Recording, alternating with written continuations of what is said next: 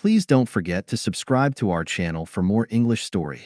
Tom was a kind and quiet man who lived in a small town. He worked as a baker, waking up early every morning to make fresh bread and pastries for the people in his neighborhood. Everyone knew Tom as a gentle person who never caused trouble. But one day, his peaceful life changed in a way he never expected. The trouble starts.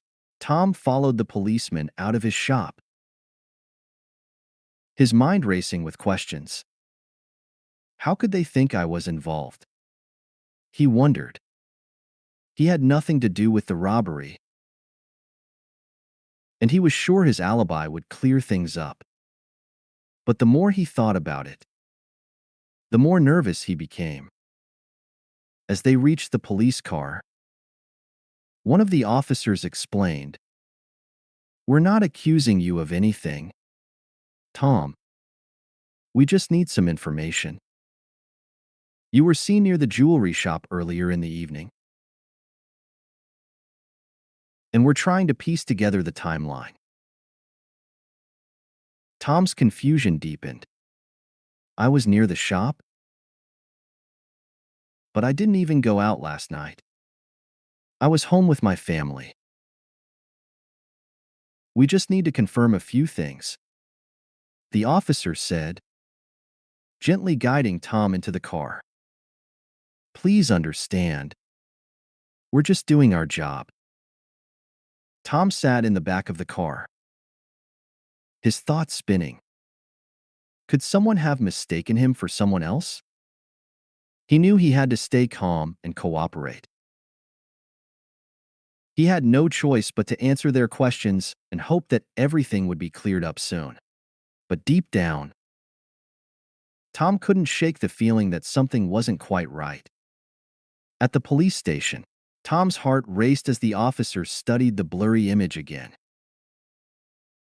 He could barely make out the figure in the hoodie, but it certainly didn't look like him. Still, the doubt in the officer's eyes made Tom feel like he was being cornered. I'm telling you, I was at home the entire night, Tom said, trying to stay calm. My neighbor can vouch for me. She saw me go inside at 8 p.m., and I didn't leave after that. The officer sighed and put the picture down. We'll need to speak with your neighbor to confirm that. But in the meantime, we need you to stay here for a little while longer. Tom was frustrated, but he knew arguing wouldn't help. He had to trust that the truth would come out soon. As he sat in the small, cold room, he couldn't help but wonder who had seen him near the shop. And why? What did they think they had seen? After what felt like hours, the officer returned. We spoke with your neighbor. She confirmed you were home. But we're still trying to figure out who the person in the picture is. For now, you're free to go, but we might need to contact you again. Relief washed over Tom as he stood up to leave. Thank you, he said quietly, but the doubt still lingered in his mind. He had nothing to hide, but someone was clearly trying to set him up. Tom was determined to find out who and why. A friend steps in. News of Tom's arrest spread quickly around the town. Most people were shocked. Tom would never do such a thing, they said. One of Tom's friends, Sarah, decided to help him. Sarah was a teacher and had known Tom for years. She believed in his innocence.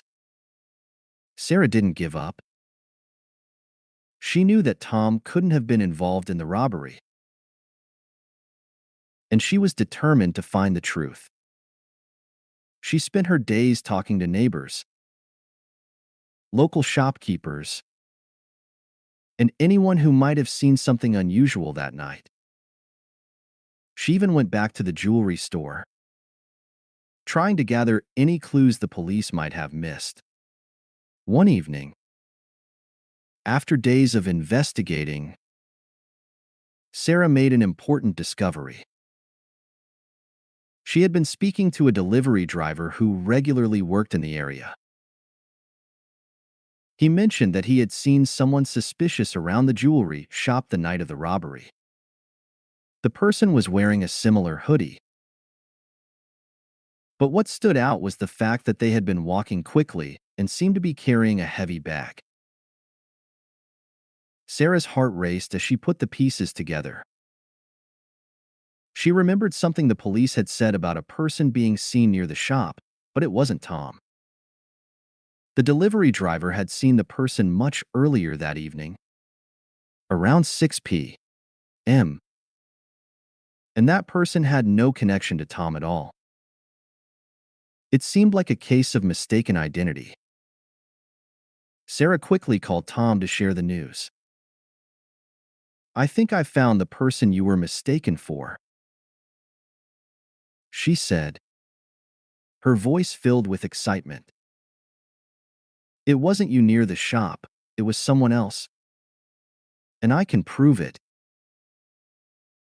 With renewed hope, Sarah went back to the police station, eager to present her findings. This time, Tom's truth would be heard. The truth revealed. Sarah discovered that another man, who looked a bit like Tom,